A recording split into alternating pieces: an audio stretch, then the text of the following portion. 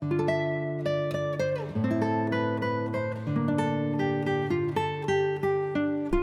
this video, we're going to learn about different types of volcanoes. The Earth is alive!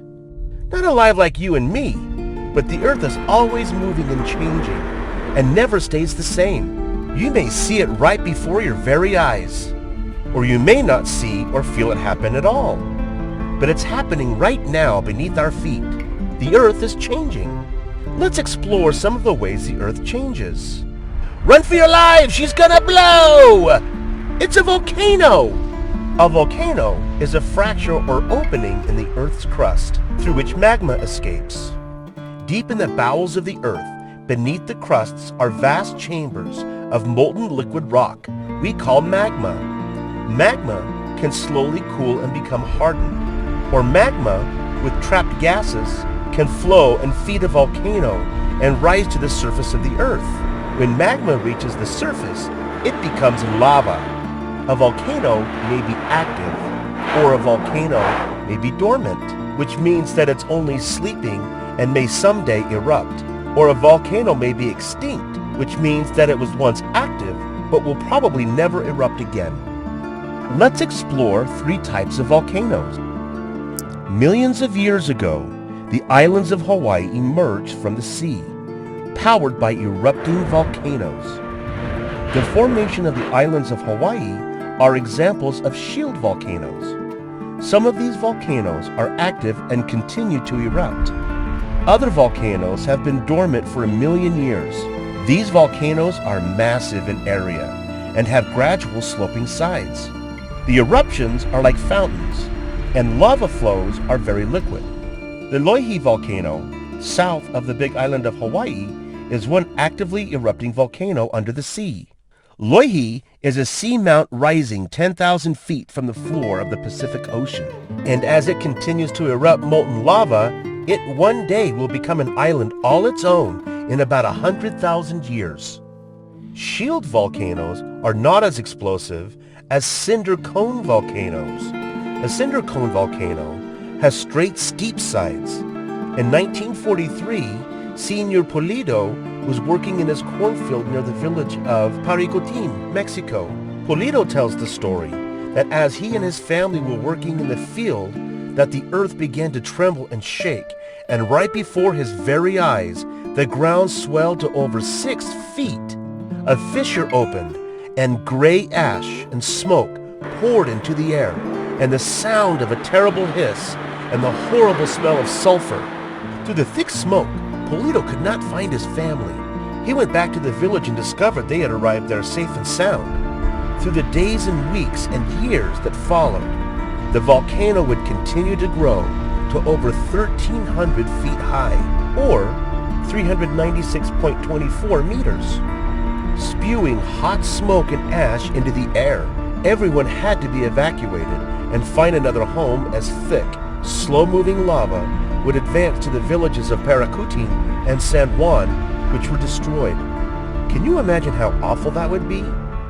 The Paricutin volcano has been very important to scientists, as they have seen the birth and rise of a volcano and watch it become dormant.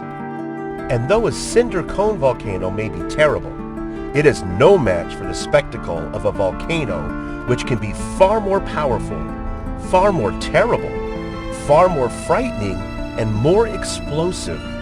Of course, we are talking about the stratovolcano! A stratovolcano is characterized by gentle lower slopes, gradually increasing to steep upper slopes.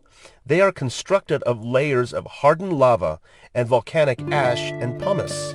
Stratovolcanoes are known to have violent eruptions, expelling fiery lava fragments through the air like bombs. Toxic gases fill the air, and massive plumes of ash clouds carry vast distances, making aviation travel impossible.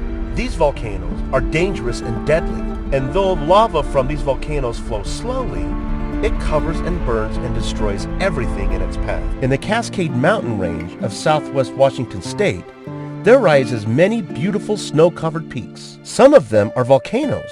One of these volcanic mounts is known as Mount St. Helens. It was no secret that Mount St. Helens had been an active volcano for hundreds, maybe thousands of years, and volcanologists, scientists who study volcanoes, had been studying St. Helens with their equipment watching and waiting for another perhaps major eruption. It was possible that St. Helens would not erupt in their lifetime. Even with fancy equipment, these things are difficult to predict. Then came the spring of 1980. For months, tremors and earthquakes shook the ground. On the north face of Mount St. Helens, a bulge began to form.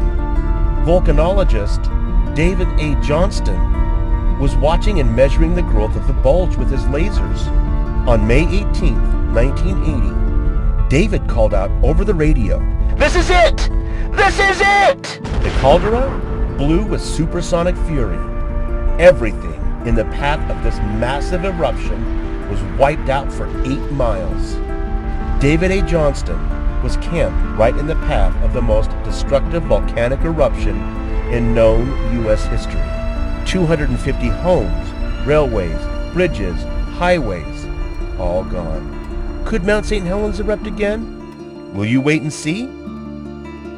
In the world, there are nearly 1,500 potentially active volcanoes.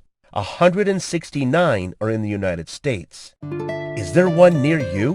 Many volcanoes are located along the Pacific Rim, an area that reaches along South and North America, along the Aleutian Islands of Alaska, down the islands of Japan and the Philippines, Indonesia, New Zealand, and the South Pacific.